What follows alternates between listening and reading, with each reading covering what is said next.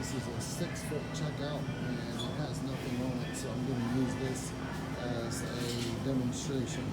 So basically, you're going to fasten your lights with double-sided sticky tape up underneath like so. Just like that. You're going to put the strip somewhere that you feel comfortable with. I like to put it where my power cord is taut coming across, and I like to keep it right under the cabinet so that it hides it. So as soon as I put some merchandise in it, this won't be seen. And then on the other side, as you can see, I put a little wire management so that it holds it nice and taut, keeps it nice and neat.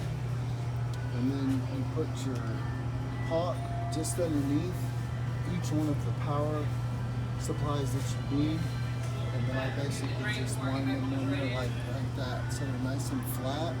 So when they set merchandise on there, it stays flat. In order to fasten it, put one of these in there so you keep it nice and tight to the counter. Other than that, easy peasy.